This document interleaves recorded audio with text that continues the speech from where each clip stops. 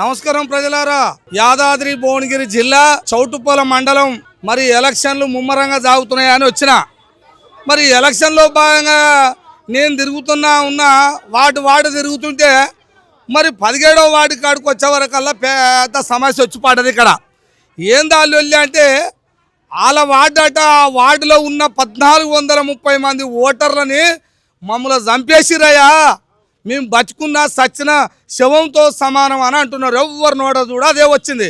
అసలు ఏం జరిగింది ఏందని అడిగితే ఇంకా కొంతమంది ఏమో ఇక్కడ నేనేమో గలి తిరిగినా ఈడ చూసే వరకల్లా ఓ కొడుక మరి రాష్ట్రంలో ఎక్కడ ఉందా లేదా తెలియదు. కానీ చౌటుప్పల మండలంలో మున్సిపల్ ఆఫీస్ ముందర చూడాలి వ్యవహారం.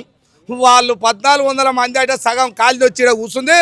మాకు తెలియకుండా మమ్మల్ని అడగకుండా ఏకగ్రీవం అని మీరు ఎట్లా అవుతారు?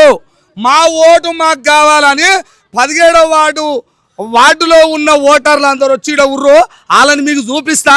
మరి వాళ్ళ బాధలు కాదలు ఇవేనా ఇంకేమైనా ఉన్నాయో అడుగుతా, మీరు చూస్తూనే ఉండాలి జరా. ఎందుకంటే అయ్యో ఓటు అన్నప్పుడు మనిషిగా భూమి మీదకి వచ్చినాం, అది నిజమే అనిపిస్తుంది. కానీ ఇంకేమైనా ఉన్నాయో వాళ్ళ బాధలు చెప్పుకోవాలి.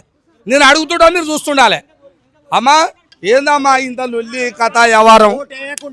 సచ్చినట్టు సర్టిఫికెట్ ఇవ్వమంటండి. ఈడ చచ్చిపోయినాయి.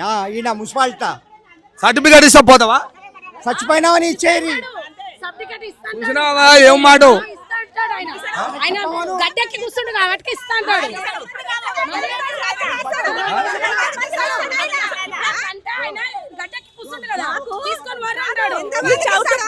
ఇన్ని సంవత్సరాలకు మాకు 17వ వార్డులో ఎందుకు ఓట్లు మాకు ఎందుకు లేదు ఓటు వేయడానికి? మాకు ఏళ్ళు ముద్దరు ఎందుకు ఉండదు? అయితే ఎందుకుంటారు అన్నావుగా? అవును మరి టికెట్ ఇయ్యొద్దు, ఇట్లా బాధ పెట్టొద్దు. ఎందుకు మమ్మల్ని ఎందుకు బాధ పెట్టాలి? అయితే నేనేమంటున్నా, సరే మీ వార్డు మీ కథ మాకు అందరికి లోకంలో ఈ ప్రపంచంలో ఎట్టుందో మాకు గట్టిన ఓటు ఉంటే బాగుండు కానీ ఆయన అనేది మీ బాధ. కాకపోతే ఏంటంటే మీ మంచి కోసమే మీ బావు కోసమే మీ వాటిలో పోటీ చేసిన వాళ్ళట నాయకులు అందరూ అనుకొని ఎందుకమ్మా ఈ బాధపాడు కానీ మనకు ఈ పైసలు ఎందుకు లక్షల కోట్లు ఖర్చు ఎందుకు కానీ మీ మంచి కోసమే ఏకగ్రీవం అయ్యారట. దీంట్లో తప్పేముంది?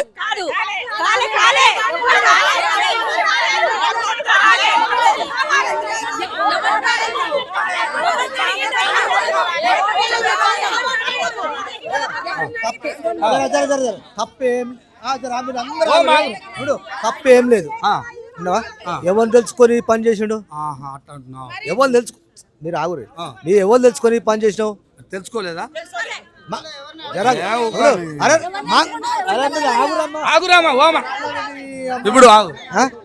ఇప్పుడు మాకు తెలియకుండా ఈ పని చేసినావు. తెలిస్తే మరి మేము ఒప్పుకుందామో ఒప్పుకోపోదుమో అని చెప్పలే మీకు? మాకు అసలు తెలియదు. మాకు తెలియదు.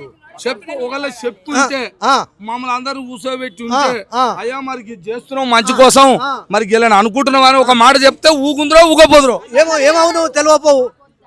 నువ్వు నీ ఇష్టం వచ్చినట్టుగా నువ్వు ఇట్టబోతుంది, నువ్వు ఇట్టబోతుంది. మరి ఎట్లా అంటే మాకు మేము చచ్చిపోయినామా? మేము చచ్చిపోయినామా?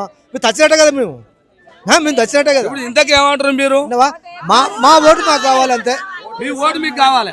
అది వెనకబడ్డ కులము. మా కులానికి ఒక్కరు నిలబడ్డారంటే మాకు ఎంతో సంతోషం అనిపించింది.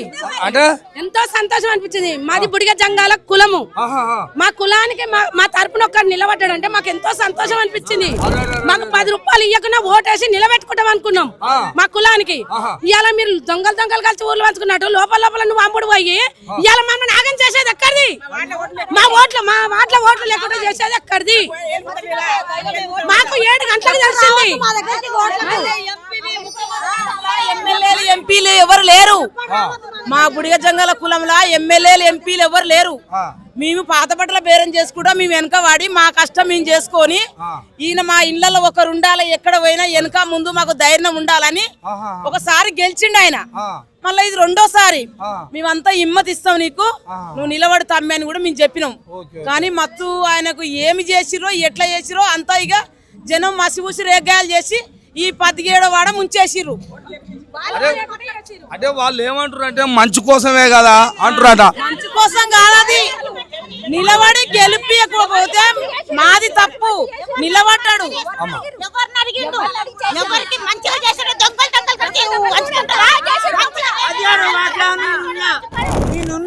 నాకు ఇంతవరకు పింఛన్ రాలేదు. ఎవరు చేసిరు? మొత్తం మీద మిమ్మల్ని అడిగేది ఉండే అంటావు. అయితే ఆగు ఓ మాట, ఓ అమ్మలు సరే ఇక తొందరలో మరి ఆ ఎలక్షన్ టైం అయిపోయిందో మరి ఏమైందో ఆగురామ్మా. ఏదో అయ్యిందో అయిపోయిందో అయ్యిందిగా, మరి ఎవరు ఓగో ఇప్పుడైతే వచ్చిరుగా. ఇక అప్పుడైతే మిమ్మల్ని ఈ ఎలక్షన్ వచ్చినాయి, మరి దబదబ ఎన్నికలు జరగాలనా, మరి మేము అనుకున్నాం మాట్లాడుకున్నాం కానీ మరి ఇప్పుడైతే అందరు వచ్చిర్రు. ఇక వచ్చిన వాళ్ళు వచ్చిర్రు కానీ అని మళ్ళీ వస్తారు, వచ్చి మిమ్మల్ని నచ్చ చెప్పి ఇక అయ్యింది పోయింది కానీ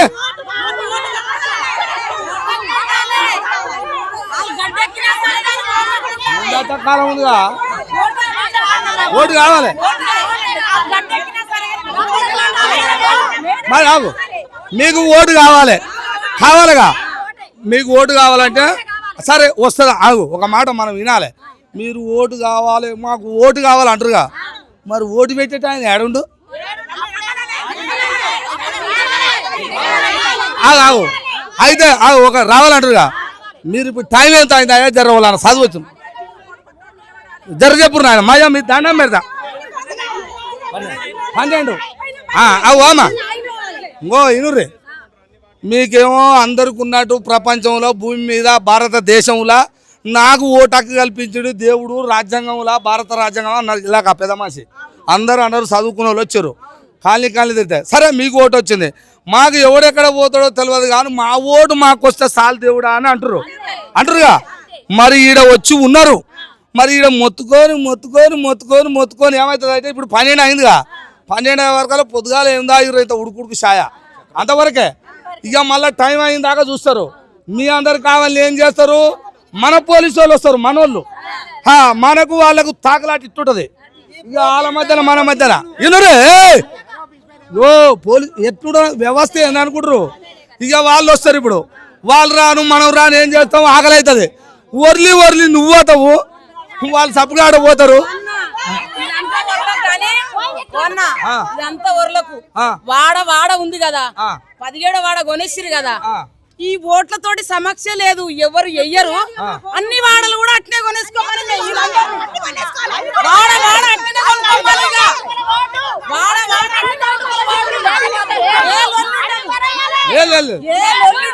అన్ని కొనుక్కోవాలి. ఇక ఆగురు వామ్మా ఇక ఐదమే కానీ మీ లొల్లి చల్లకుండా మరి వాళ్ళ బాధ అది, వాళ్ళ కడుపులా మీరు వాయా చూస్తోళ్ళు, మీరు ఎక్కడెక్కడో పెద్ద పెద్దోళ్ళు, చిన్నోళ్ళు, అధికారులు, ప్రతినిధులు, వ్యవహారంగాల్లో అందరు చూస్తారు.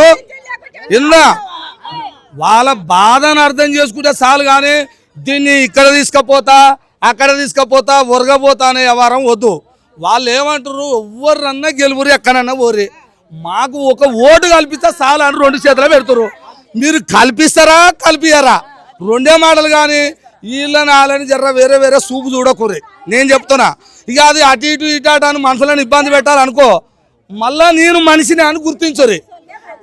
పబ్లిక్ని ఏమన్నా ఇబ్బంది పెట్టేటట్టు చేసిరు అనుకో ఎవరన్నా, నేను ఎవరైనా ఏంలే, నాయకులైనా ఏంలే, వాళ్ళు ప్రతినిధులు పెద్ద వాళ్ళు ఉంటారు. ప్రజలని ఇప్పటికే రాష్ట్రం ఆగమై గందరగోళం అవుతుంది, అది పోతుంది. కానీ మా ఓటు మాకు కావాలనే ప్రజలు కోరుతారు. ఓటును నిమ్మలంగా ఎన్నికల ఆఫీసర్ ఎక్కడున్నా ఎన్నికల కమిషన్ వచ్చి ఈ చౌటుపల్లో మా అభిప్రాయం తీసుకొని ఓటు వేపిస్తాడు చెయ్యురా అని 2 చేతుల దండం పెడుతున్నారు వాళ్ళు. మరి ఇది చేస్తారా లేకపోతే ఇప్పుడే పెద్ద మనిషి అన్నట్టు మేము 1430 మంది చచ్చిపోయినట్టు మాకు ఇంట్లో సర్టిఫికేట్ ఇవ్వండి, మేము చచ్చినాం అనుకొని ఇంటికి పోతామని అంటారు.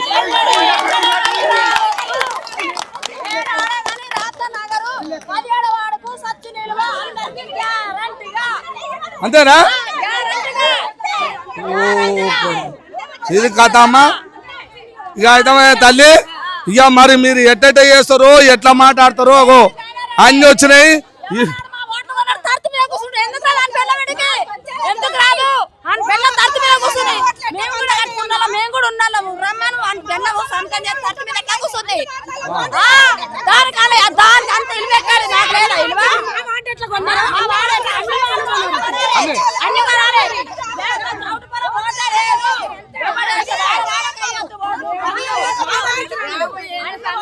వేస్తున్నాం ఓటు 50 ఏళ్ళ సందే వేస్తున్నాం ఓటు మరి ఇంతవరకు ఆగం అవడం అయితే ఎన్నో లేదు జరగలే నా తెలివి వచ్చిన సంది నా పెళ్ళి అయిన సంది 50 ఏళ్ళు అవుతుంది ఎన్నడూ ఈ పని కాలే ఇప్పుడు ఇచ్చిన దాకా పోయేది లేదు ఇక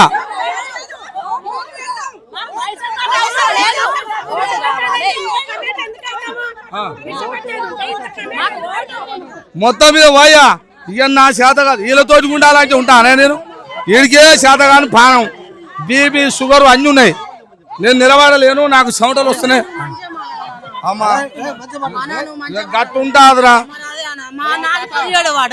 17ఏనా చూసినవాయా వాళ్ళది 17వ వాట అట అయ్యా 17వ వాట ఏం లేదు ఇప్పుడు ఆయన ఏకరీయం అయింది కానీ ఒక వ్యక్తి ఏకరీయం అయింది కానీ ఆ ఏకరీయం కాకుండా మాకు నిమ్మలంగా 17 బూత్ లెక్క ఇప్పించి 17 ఆ రోజు ఎలక్షన్ రోజు ఓట్లు ఇప్పిస్తుంది వాళ్ళ మాకు తృప్తి అంతే అంతే నేను చెప్తున్నా కానీ ఆ రోజు మేము ఓట్లు వేయాలి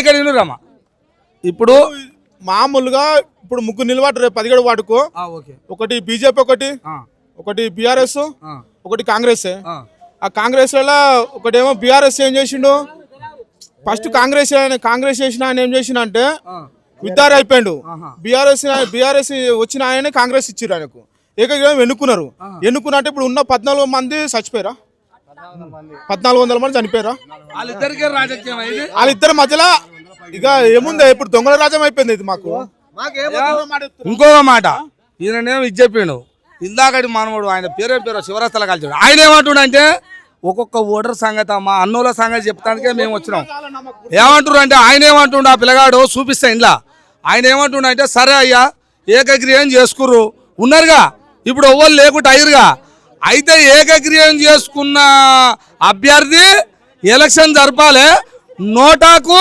ఇప్పుడు ఉన్న ఆయనకు ఓటు పెట్టాలని అన్నాడు మరి అటనన్నా ఓట్లు పెట్టి మరి ఓటకి ఎంత మంది చేస్తున్నారు ఆయనకి ఎంత మంది చేస్తున్నారు అనేది కూడా తెలుసుకోరు చూస్తూనే ఉన్నాను ఇంకోటి నీకు ఓటకు అది చేయకపోతే మాకు చచ్చిపోయినట్టుగా సర్టిఫికెట్ మాకు ఇవ్వమను సర్టిఫికెట్ మాకు ఇవ్వమను నేను చచ్చిపోయినట్టుగా